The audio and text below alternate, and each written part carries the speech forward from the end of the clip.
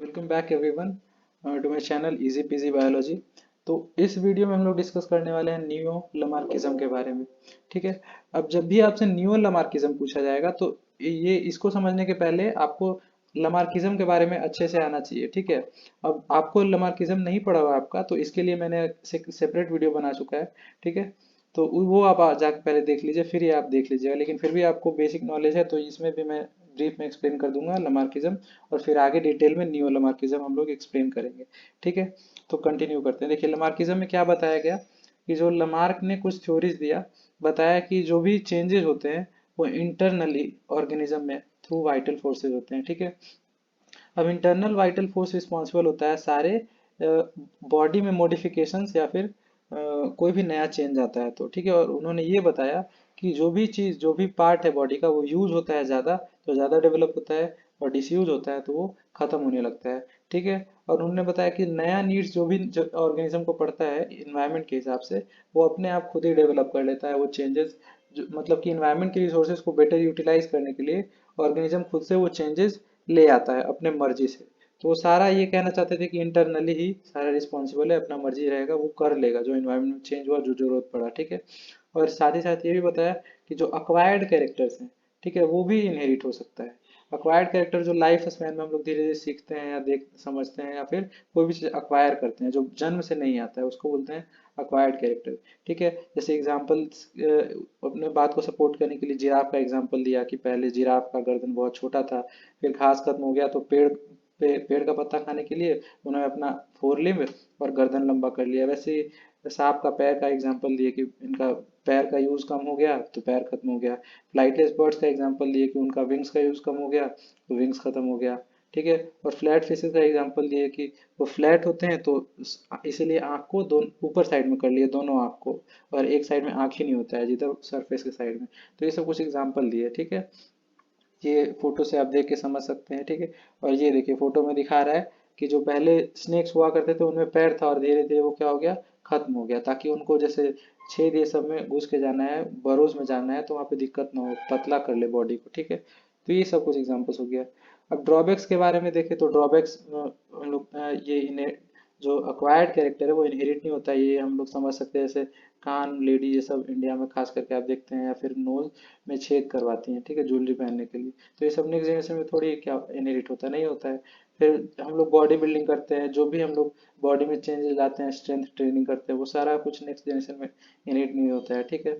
फिर वो कुछ यूरोपियन कंट्रीज में जो लेडीज होती हैं टाइट कपड़ा पहनती है वेस्ट पे, ताकि उनका वेस्ट पतला रहे, सिलेंडर रहे, तो ये सब इनहेरिट नहीं होता है। तो ये सारा कुछ एग्जाम्पल जो है वो क्या करता है, लमार्किज्म को डिनाई करता है, उनका ड्रॉबैक है। ठीक है। तो ये सब कुछ लमार्किज्म में है।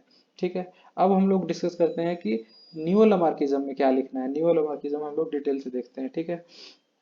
तो नियो लमार्किज्म, नियो मतलब होता है नया, कुछ मॉडिफाइड। ठीक है। तो नियो लमार्किज्म मतलब लमार्किज्म के बाद और कुछ क्या उसमें मॉडिफिकेशन किया गया, क्या नया चीज ऐड किया गया। ठीक है। इसमें हम लोग वही देखेंगे।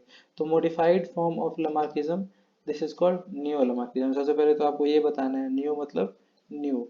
ठीक है। तो अब जो नियो लमार्किज्म है वो प्रपोज करता है कि environment does influence an organism and change it's heredity.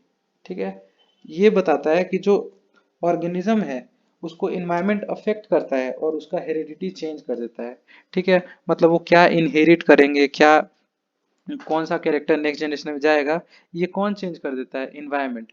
ठीक है। उसका जीन्स चेंज कर देता है, ये यहाँ पे ऐड किया गया। फिर यहाँ पे बताया गया कि at least some of the variation acquired by an individual can be passed. अब जैसे लमार्किज्म में बताया गया कि जो भी अक्वायर करेगा अक्वायर्ड ट्रेट वो पास ऑन हो जाएगा, लेकिन यहाँ भी गलती बताया गया, बस थोड़ा सा ये बता दिया गया कि हाँ सारा अक्वायर्ड कैरेक्टर पास नहीं होगा, सम अक्वायर्ड कैरेक्टर पास होगा। लेकिन ऐसा नहीं होता है, no acquired character is passed.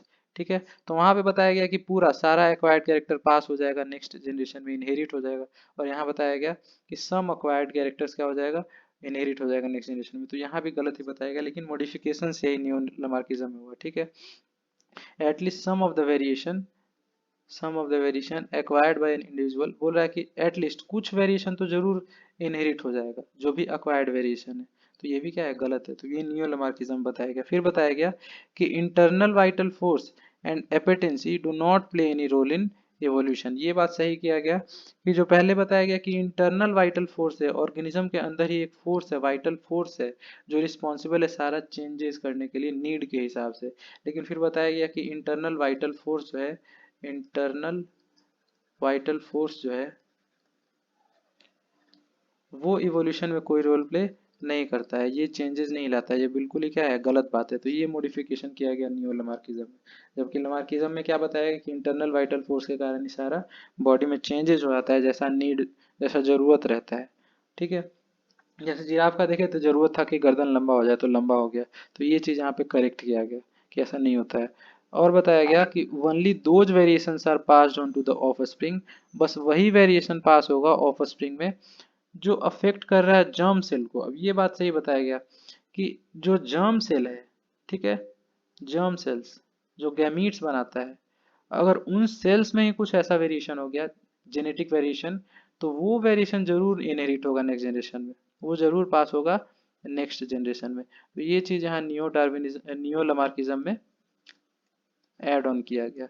क्या कि जो सेल्स हैं, जर्म सेल्स हैं, जहाँ से गैमीट फॉर्मेशन होता है, अगर उनमें कुछ चेंजेस हो गया एनवायरनमेंट के कारण, तो वो नेक्स्ट जनरेशन में इनहेरिट हो जाएगा। ठीक है, only those variation are passed on to the offspring which also affect germ cells और where somatic cell give rise to germ cells। ठीक है, अब फिर बताया गया कि evidences in favor of the inheritance of acquired characters support the new Darwinism. यहाँ भी ऐसा इनहेरिटेंस, ऐसा एग्जांपल जो अक्वायर्ड कैरेक्टर के इनहेरिटेंस को सपोर्ट करता है, यहाँ भी सपोर्ट करता है न्यू डार्विनिज्म में भी। फॉर एग्जांपल जिराफ का जो एग्जांपल था कि जिराफ धीरे धीरे अक्वायर किया, धीरे धीरे गर्दन लंबा किया, ठीक है, धीरे धीरे गर्दन लंबा किया और लंबा करते गया, और ये जो अक्वायर्ड कैरेक्टर है नेक्स्ट जनरेशन में इनहेरिट होते गया। जैसे एक जनरेशन में थोड़ा सा लंबा किया तो नेक्स्ट जनरेशन में उतना लंबा पहले से था, थोड़ा सा और लंबा किया, फिर और नेक्स्ट जनरेशन में थोड़ा सा और लंबा किया, और लंबा करते करते बहुत लंबा गर्दन हो गया।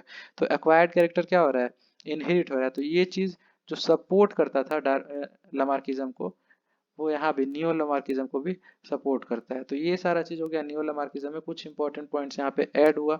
ठीक है, कुछ था जो अभी भी गलत था, जैसे कि जो अक्वायर्ड कैरेक्टर है वो पास ऑन होता है, लेकिन कुछ ही सम अक्वायर्ड कैरेक्टर, ये यहाँ भी गलत है। कुछ सही बात भी ऐड हुआ कि हाँ, जो जर्म सेल में मॉडिफिकेशन होता है, जो जर्म सेल में वेरिएशन आता है, वो जरूर नेक्स्ट जनरेशन में पास होता है। तो ये कुछ पॉइंट है न्यू लमार्किज्म का। आई होप कि आपको सारा समझ में आ गया होगा। ठीक है, आपसे मिलते हैं नेक्स्ट वीडियो में। अगर ये वीडियो हेल्पफुल था तो आप सब्सक्राइब कर सकते हैं। Thank you.